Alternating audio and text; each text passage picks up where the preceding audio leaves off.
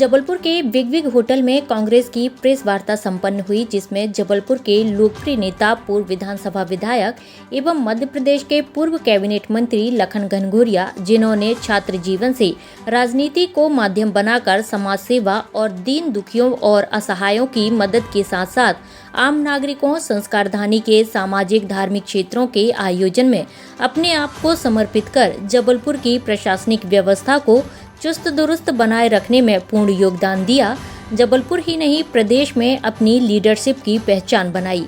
ऐसे विशाल व्यक्तित्व के धनी लखन घनघोरिया के जन्मोत्सव पर शहर के उनके अपने शुभचिंतक, आम नागरिक, सामाजिक, धार्मिक एवं कांग्रेस के कार्यकर्ता एवं नेता विगत कई वर्षों से हर वर्ष 1 मार्च को जन्मोत्सव मनाते आ रहे हैं। इस वर्ष लोकसभा चुनाव की आचार संहिता के लगने के अंदेशे के कारण असमंजस की स्थिति से विधानसभा क्षेत्र में विभिन्न स्थलों पर आयोजित होने वाले स्वास्थ्य शिविरों का आयोजन नहीं किया जा सका।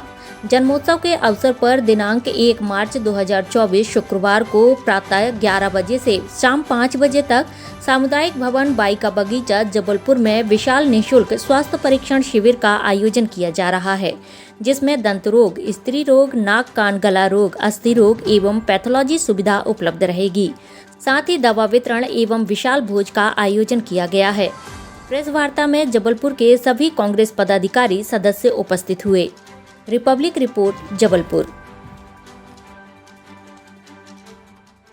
प्रिय नेता, कांग्रेस के वरिष्ठ नेता, पूर्व विधानसभा के विधायक, पूर्व कैबिनेट मंत्री मध्य प्रदेश श्री लखन घनघोरिया जी का जन्म 1 मार्च को है।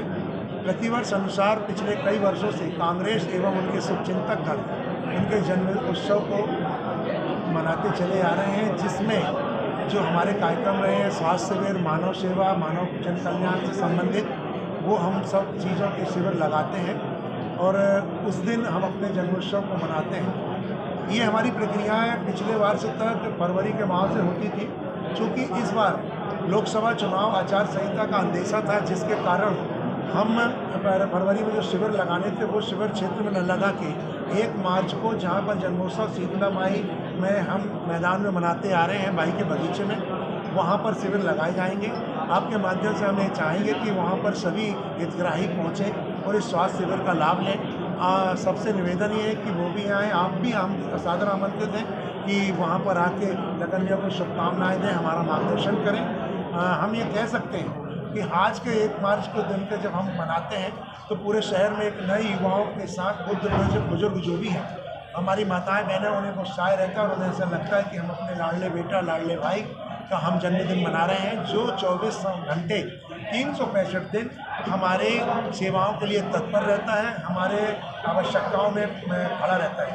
मैं लखन भैया को जन्मदिन की बहुत बहुत अग्रिम शुभकामनाएं प्रेषित करता हूँ।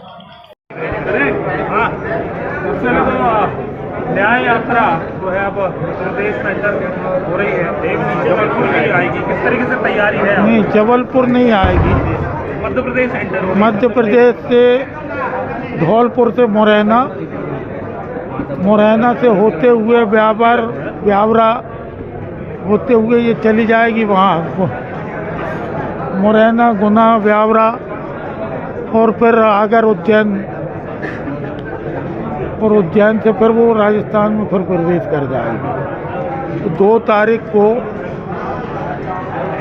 मुरैना में उसका प्रवेश है, धौलपुर से, मुरैना और धौलपुर की बॉर्डर पे, और फिर बदनावर में 6 तारीख को बदनावर से वो यात्रा गुजरेगी राजस्थान के लिए। तो एक सभा मुरैना में है और एक सभा बड़ी बदनावर में। ये 4 दिन में मध्य प्रदेश के लगभग 8-10 जिलों में, 10-12 जिलों में ये यात्रा गुजरेगी। आम यात्रा जो है कांग्रेस निकालेगी, फिलहाल इसमें बीजेपी जो है लगातार तंज कस रही है। बीजेपी दम्भ में अभी कुछ भी कह सकती है। अब तंज कसने का उनका अपना मजबूरी भी है। वो ये तो कह नहीं सकते कि हम न्याय यात्रा का स्वागत करते हैं, ये तो कह नहीं सकते। लेकिन जनमानस क्या कह रहा है, बीजेपी कह रही है शाम यात्रा भी निकालनी चाहिए कांग्रेस को शाम यात्रा के बाद। कौन सी यात्रा? शाम यात्रा। बीजेपी अभी कुछ भी कह सकती है, इतने दम में है, लेकिन वक्त सबको जवाब देता है। तैयारी किस तरीके से है, क्योंकि अब लोकसभा चुनाव है, किस तरीके से तैयारी है कांग्रेस? जिस हिसाब से माननीय राहुल गांधी जी ने पहले 5000 किलोमीटर की पदयात्रा की और सेकंड चरण में ये 62 किलोमीटर की,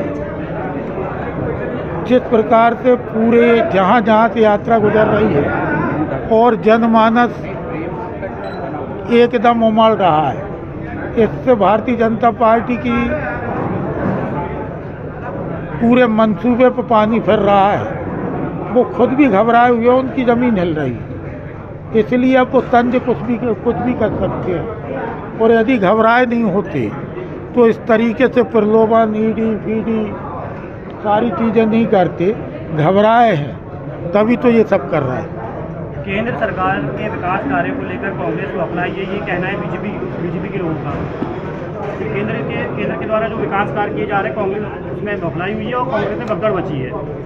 आप केंद्र के विकास कार्य के बारे में जानना चाहते हैं तो उन किसानों से पूछो जो आज भी वहाँ जनता दिल्ली में सीमा पे घुसने की कोशिश कर रहे हैं अपने हक की लड़ाई। उन नौजवानों से पूछो जिनके रोजगार छिने हैं, जो पढ़ लिख के अपनी डिग्रियां जला रहे। उत्तर प्रदेश में क्या हुआ है आपने देखा है अभी कि परीक्षा पेपर लीक होने के बाद क्या हालात बनते हैं, कितने लोग बेरोजगार हुए हैं, कितने लोग अशिक्षा और गरीबी के कारण अपनी आत्महत्या कर चुके हैं। एक प्रकार से देखें तो महंगाई चरम पे है। किस चीज़ को विकास कहते हैं? ये स्वास्थ्य सेवाएं चरमराई हुई हैं। एमपी में गुजरात मॉडल लाने की बात कही जा रही है, टोल नाकों को ऑनलाइन किए जाने की बात कर रही है। वो तो पूरे देश को गुजरात मॉडल में लेके चल रहे हैं। 2 गुजरात के लोग विक्रेता और 2 क्रेता, पूरे देश गुजरात मॉडल पे चल रहा है। चाहे अमित शाह जी हों, चाहे मोदी जी हों, और चाहे अडानी हो, चाहे अंबानी, सब गुजरात।